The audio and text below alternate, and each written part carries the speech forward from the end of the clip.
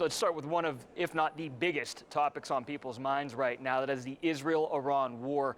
What can you share about what you've been briefed on about the conflict and U.S. involvement?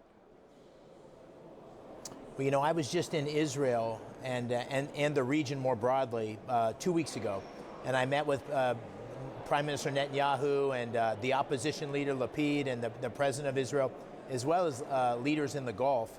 And the one thing that everybody agrees on is Iran cannot have a nuclear weapon.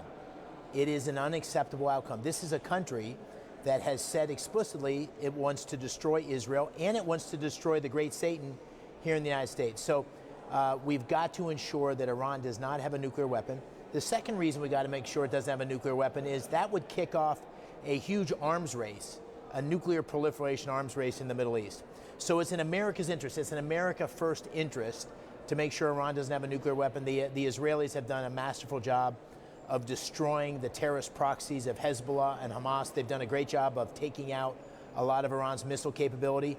And President Trump's done an incredible job of standing with Israel, but trying to find a peaceful resolution to this. And now the ball's in Iran's court. They can either agree to dismantlement and no enrichment, or they ultimately are going to recognize that we've got to eliminate that nuclear capability. I'm not sure what's going to happen, but my guess is that the United States will stand with Israel and make sure it has the resources it needs to take care of this threat for all of us. Is there a scenario where you support the U.S. directly attacking Iran?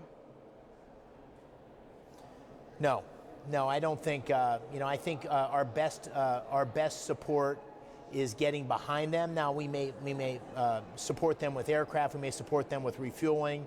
We certainly are supporting them with technology. But Israel's leading the charge here. They've done a great job.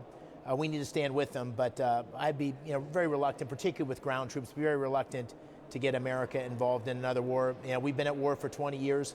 I had boots on the ground myself as a soldier in Iraq, and the American people elected President Trump in part because he's going to keep us safe and out of wars.